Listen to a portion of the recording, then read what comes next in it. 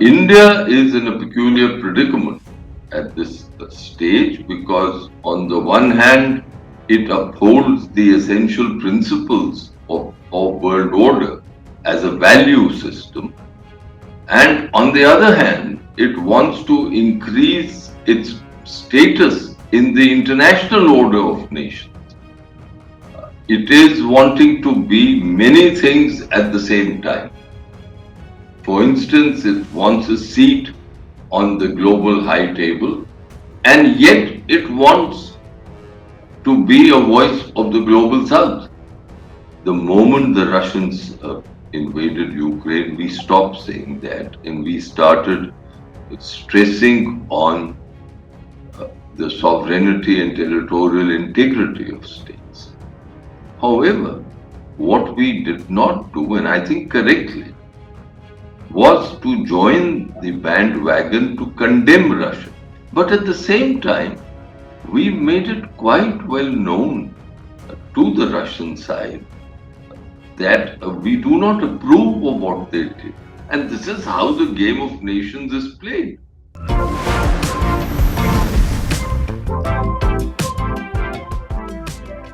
As India becomes the voice of the global south via its G20 presidency, she walks a tough tightrope. On the one hand, India is trying to increase its influence in the global south with the Shanghai Cooperation Organization membership, along with Russia and China, of course, there.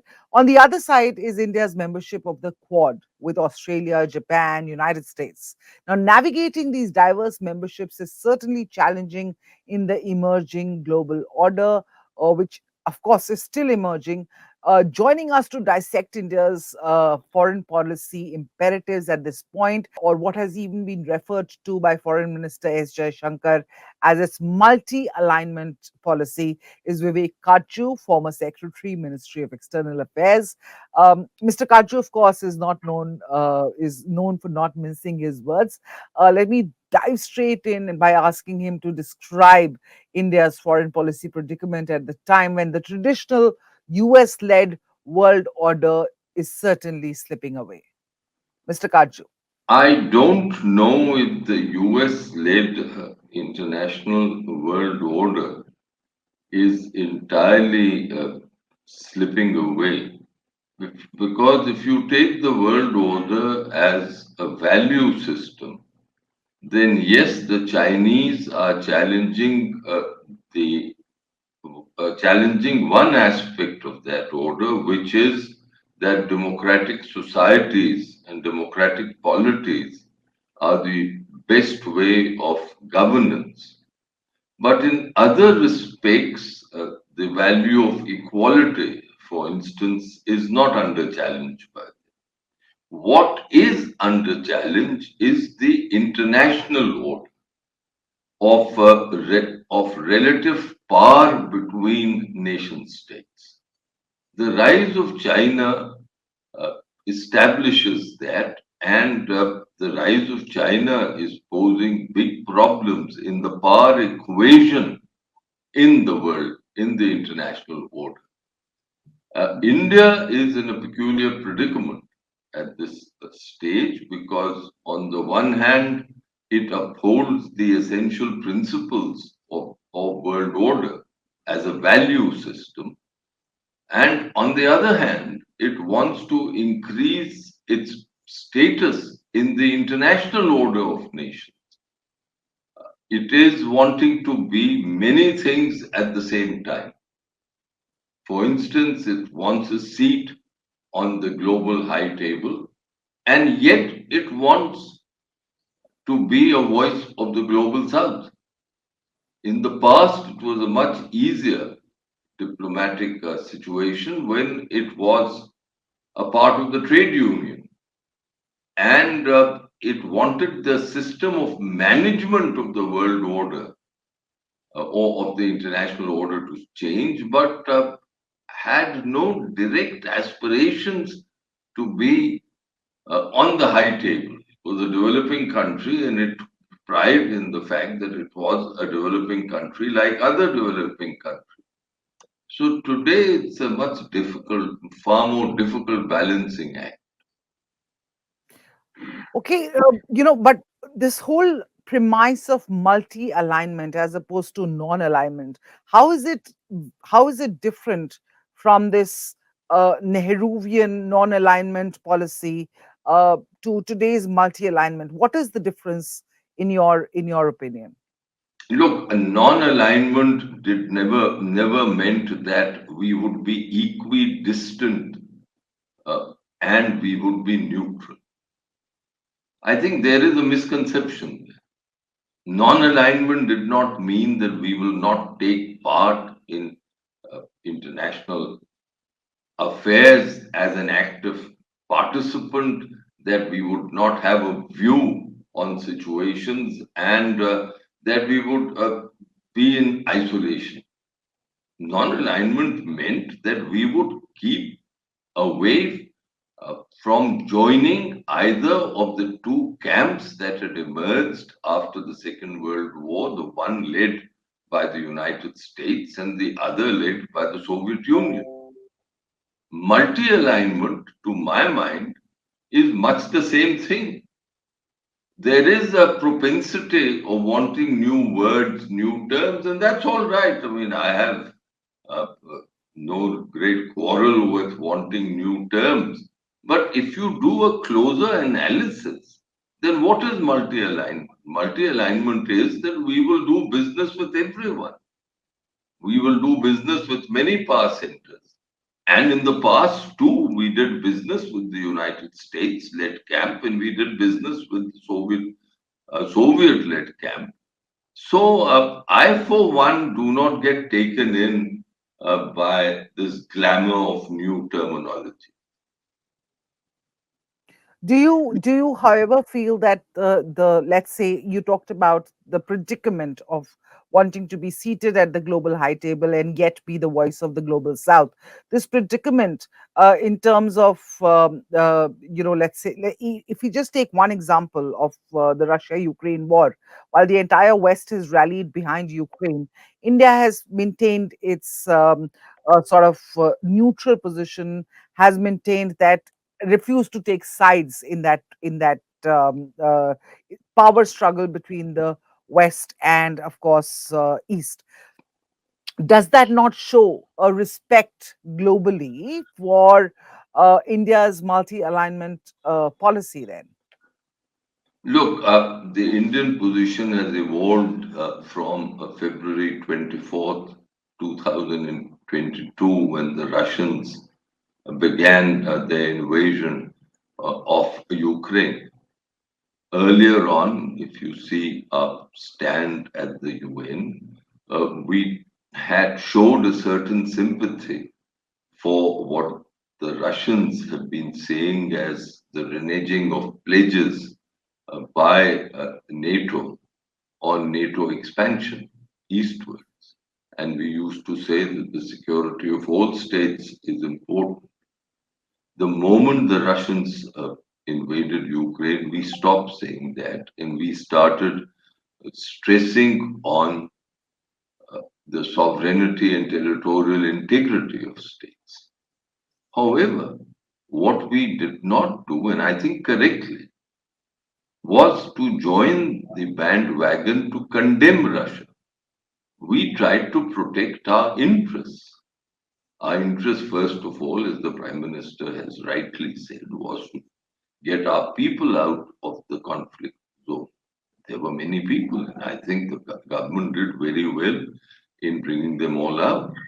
And thereafter, it was to secure our interests in terms of energy, which we were again done successfully. But at the same time, we made it quite well known to the Russian side that we do not approve of what they did.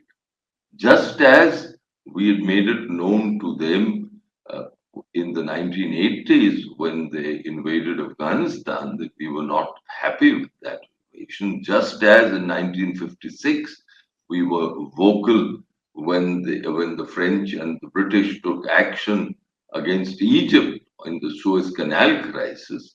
So our position has always been that we will indirectly or directly state what we believe to be correct, and at the same time secure our interests. And that therein lies a certain continuity in policy. And how does that, India, of course, wants to be at the global high table, have a seat there. And that's what we've been asking forever for a place at the UN Security Council as a permanent member. Uh, the present situation and the present policy of multi alignment, is that going to put us a step closer in that direction?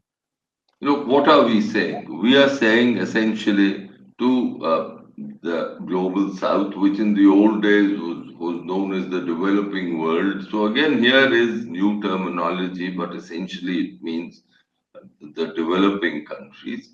Uh, we are telling them that if we are on the global high table, as we should be, as indeed we should, by any criteria, we have a rightful place in the Security Council. We have a rightful place in the rule making apparatus of the world. And we are telling, so here we are telling the developing world that even if we are there, we are not going to abandon them.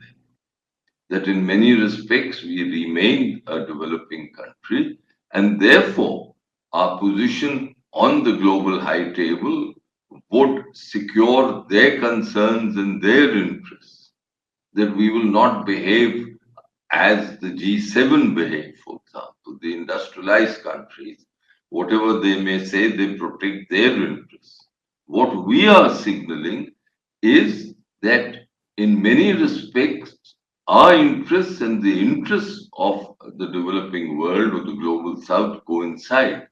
So here, our being on the high table would be in their interest.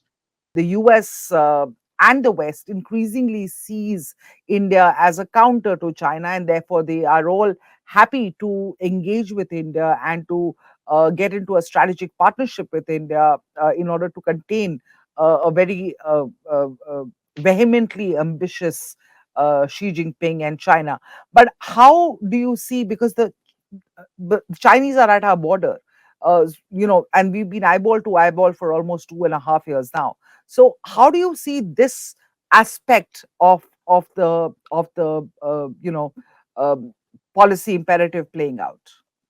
Look, you put it very well. The Chinese are at our border. They are our northern neighbor. We have a great border differences with them. The Chinese have shown complete disdain for the 1990s agreements, which helped in maintain the maintenance of peace and tranquility along the line of actual control. All that is in the past, and we have to arrive at uh, a new situation with the Chinese, the new understandings, and the Chinese are not showing any interest in reaching the new understandings. At least that's the impression I get. Mhm. Now, you also right when you say that many in the West, including the United States, consider us to be a counterweight to China. Our problem is that while in some respects our interests and those of, say, the West coincide, in many respects they don't. Our situation is different. So while we have joined the Quad, yet the countries of the Quad, other three countries of the Quad, don't have a border dispute with China of the kind we have. None Right, of them have land boundaries with China. right. So In that in fact, in fact, itself, sir, the Indian military perhaps is the only military which has engaged with China or combated the Chinese PLA in the last several years. well, So we several are the only decades, ones who have that intelligence. if you would. For Right, so our situation then is not on all fours with the other three quad countries.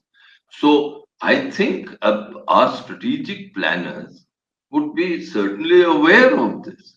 And here, the guide, the sure guide is national interest to the extent that we can. We'll go along with them in court. But to the extent that we can't, we would say thank you, but no thank you. Just as in the Ukraine conflict, in principle, I think what did the Prime Minister indicate in Samarkand No last era year? of war. That he told Putin that there is no era, that there is not an era of war. And then what most people have not connected is that he backed that proposition with a kind of a theoretical reasoning which he spelled out in his articles on December 1st last year, when the day India assumed the G20 rotational presidency. Then he argued that a war was on account of scarce resources. Today, technological progress all over the world in the digital age is of such kind that the era of scarcity can be over. So nations don't have to fight for resources. And therefore, this is not an era of war. It's all there in his speeches. So, we are saying all this, signaling to the Russians quite clearly. And yet, because our interests demand, our energy interests, for example, our defense interests, our security interests, demand that we continue with a good relationship with the Russians, we are proceeding to do that. And this is how the game of nations is played, where your interests determine where your policies and your articulation, and they should. It is the international game is not a game of abstract principles. It is a game where your interests have to be safeguarded and promoted. Right, and therefore, something that needs to be perhaps done in order to restore some sort of balance to the world order. But talking about the global south, and especially when in response to the response to the Russia-Ukraine war, much of the West, of course, as we said, has rallied behind Ukraine, but much of the global south or the developing world has sort of rallied behind Putin, not in terms of supplying them with arms as the West is doing with Ukraine, maybe with the exception of China, which we now know is supplying weapons to Russia reportedly. But otherwise, why is it that there is so much support for Putin in the global south? I think in terms of the invasion itself, in the aggressive policy which Putin has adopted, there is a great sense of unease. But in many countries, what the Russians are saying strikes a chord. And what they are saying is that at the end of the Cold War, there was a kind of implicit understanding, especially in the context of the reunification of Germany, given to the then Soviet leadership, that Russia's interests would not be ignored, their security interests. And the Russians made it quite plain to them, plain to NATO at that stage, that it would not want NATO to expand eastward. It would not uh, feel comfortable with NATO uh, creeping towards its border. And Putin has been hammering this point that this pledge was broken not once, not twice, but 5 times. Now, on the other hand, the NATO countries are saying that it is the sovereign right of states to choose if they wish to join NATO, and it is NATO's right to include them. So Hmm. herein this dilemma and the security aspects of this dilemma, and I think there some countries feel that look, the NATO's expansion eastward perhaps should not have been in the manner it has been. But at the same time, the Russian invasion has caused enormous pain to the world, and that pain has been disproportionately felt by the developing countries or the global south in terms of the energy crisis, in terms of the food crisis, in terms of fertilizer. So, to that extent, what the Russians have done, what Putin has done, is certainly not popular. And I think by now everyone wants that war to end. Because let us not forget, it came in the wake of COVID-19, of the pandemic, which had already brought the world to its knees. You have a point, and which brings me to my next question, and which is that how will this war end? There are countries like maybe some say China and Turkey, which are already talking about a deal wherein the annexed territories remain with Putin, and the four territories that they've annexed, and just call an end to this war. But Zelensky is clearly not going to agree to that. He's even said in an interview very recently, but that if that is the peace deal, these countries are trying to thrash out with Russia, then that's definitely not something that he or his countrymen are going to agree to. So, which means, do you see this? Do you see this war extending for another year, another 6 months? How are you seeing it end? Look, I consider the Russian Ukraine conflict to be a fratricidal conflict. And when there are fratricidal conflicts that are rooted in history, then they are very, very difficult to end. Once they begin, once they assume a kinetic character as this has, then backing down becomes, of either side, becomes next to impossible. On the one hand, the Ukrainians and their supporters are claiming a national sovereignty. On the other hand, there's Putin, who is essentially saying that, look, Ukraine is the heart of the old Rus. If you read his speeches prior to February 24th, 2022, before he went in for the war, you get a sense that Putin and people like him in Russia feel genuinely aggrieved at what they think are their brothers turning their backs. So, therefore, this is not a war for territory. It is a different kind of war. It is a fratricidal conflict. And we know that when there are fratricidal conflicts, uh, they are not governed by logic alone.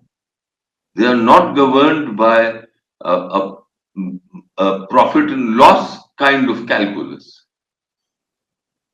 Sometimes they end in exhaustion, of both sides getting exhausted and saying that, look, we've got to now have a ceasefire.